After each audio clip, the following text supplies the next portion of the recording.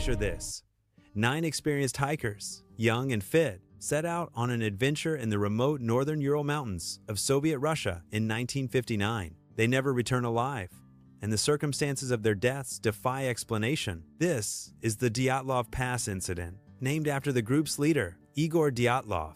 It's a tale of terror that blends natural disaster, government cover-ups, and whispers of the paranormal, and it's still unresolved over 60 years later. The group, mostly students and graduates from the Ural Polytechnical Institute, was on a ski trek to reach Gora Otorten, a mountain about 10 kilometers north of the incident site. It was a high-difficulty route, Category 3, to honor the 21st Congress of the Communist Party. They were well prepared, with tents, food, and journals to document the journey. The team included Igor Dyatlov, 23, Zinaida Kolmogorova, 22, Lyudmila Dubinina, 20, Alexander Kolevatov, 23, Rustem Slobodin, 23, Yuri Krivonishenko, 23, Yuri Doroshenko, 21, Nikolai Thibault-Brignol, 23, and Semyon Zolotaryov, 38, a war veteran and instructor. Yuri Yudin, 21, joined but turned back early due to health issues. He's the only survivor. The timeline starts on the 23rd of January 1959, when they received their route book. They arrived in Ivdel on January 25, trucked to Vizhai, and began trekking on January 27. On January 28, Yudin left due to rheumatism and a congenital heart defect. The group continued, caching supplies on January 31. On February 1, bad weather, a snowstorm with strong winds and poor visibility, forced them to camp on the slope of Kholat Siak, meaning Dead Mountain in the local Mansi language. This was a deviation from their planned path along a ridge.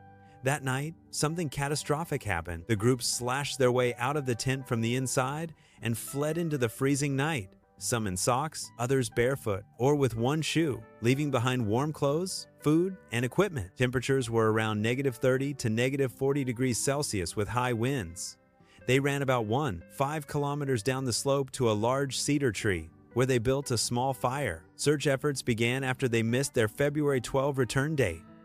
On February 20, relatives demanded action. On February 26, rescuers found the tent partially collapsed and cut open, with 9 sets of footprints leading away. The first bodies were discovered near the cedar, Krivonishenko and Doroshenko, in their underwear with burned hands from the fire. About 300 to 630 meters back toward the tent were Dyatlov, Kolmogorova, and Slobodin, frozen in poses suggesting they were trying to return. It wasn't until May 4, after the snow melted, that the last 4, Dubinina, Zolotaryov, Kolevatov, and Thibault-Brignol, were found in a ravine 75 meters from the tree under 4 meters of snow. They were better dressed, having taken clothes from the first victims. The injuries were bizarre. Dubinina and Zolotaryov had severe chest fractures, like from a car crash. Thibault-Brignol had a major skull fracture, Slobodin a minor one. No external wounds explained the internal trauma. It was as if a massive force crushed them without breaking skin. Some bodies had missing eyes, eyebrows, and in Dubinina's case, her tongue, eyes, and part of her lips, likely due to post-mortem decomposition in a stream or animal activity. Oddly, some clothing showed low levels of radiation. The official 1959 investigation concluded an unknown compelling natural force caused the deaths, but files were classified until the 1990s. The area was closed for 3 years. In 2019, Russia reopened the case, concluding in 2020 it was an avalanche, but many disagree. Theories are plentiful. The leading natural one is a slab avalanche. A 2021 study by Swiss scientists at EPFL and ETH Zurich used simulations to show how a small slab slide, triggered by wind-deposited snow on the cut tent platform, could have partially buried the tent, panicking the hikers into fleeing. The loud crack and fear of a larger avalanche drove them out half-dressed. Injuries came from falling into the ravine or the slide's pressure. This explains the tent damage, footprints, no avalanche debris on top, and why they didn't return immediately, waiting for safety. But critics say the slope was only 15 to 30 degrees, too gentle for typical avalanches, no debris field, and footprints remained intact. Plus, experienced hikers would recognize and avoid such risks. Another natural theory Infrasound from wind creating a Kármán vortex street around the mountain, causing disorientation and panic attacks. Donnie Eicher's 2013 book, Dead Mountains, supports this, saying it led to irrational flight, with injuries from falls. Military involvement is popular, perhaps secret tests of parachute mines or rockets. Witnesses reported orange spheres in the sky from February to March 1959, possibly exploding devices. The radiation on clothes and injuries like blast trauma fit. Some claim a cover-up, with suppressed autopsy details. Paranormal angles include UFOs or ball lightning, those orange spheres. Yeti attacks. A photo showed a large figure, but it's likely a hiker, or even a curse from the Mansi people, though they were friendly and no attack signs. Other dismissed ideas. Internal conflict, group was close. Animal attacks, no tracks. Or hypothermia-induced paradoxical undressing, but doesn't explain trauma or tent slash.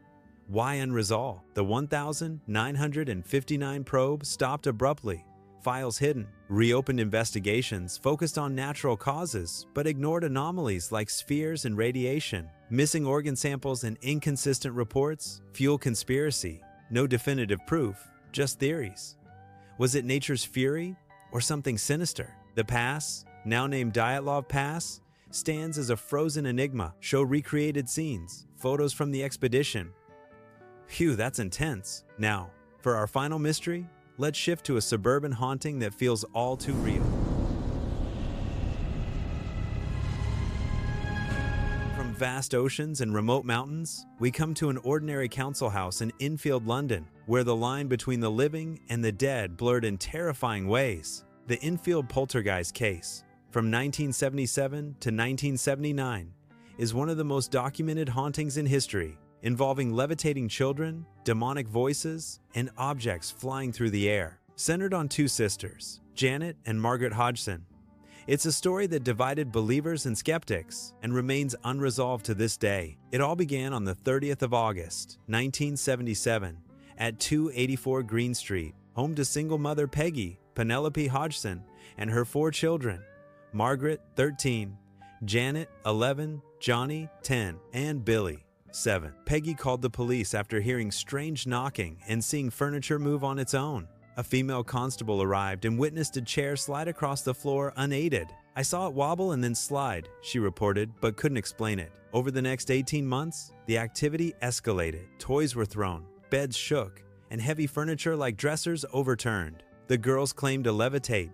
Janet reportedly floated several feet off her bed multiple times. Disembodied voices emerged, gruff and male, speaking through Janet in a raspy tone. The voice identified as Bill Wilkins, a former resident who died of a brain hemorrhage in the house years earlier. It said things like, "Just before I died, I went blind, and then I had a hemorrhage and I fell asleep and I died in the chair in the corner downstairs." The voice was interested in odd topics, like menstruation, and sometimes barked or whistled. More than 30 witnesses, neighbors, journalists, police, and investigators reported seeing paranormal phenomena. Maurice Gross and Guy Leon Playfair from the Society for Psychical Research, SPR, spent months documenting it, recording over 2,000 incidents. They captured audio of the voice, photos of alleged levitation, and videos of objects moving. American demonologists Ed and Lorraine Warren visited briefly and deemed it demonic. A BBC reporter, Rosalind Morris, made a 1,978 documentary,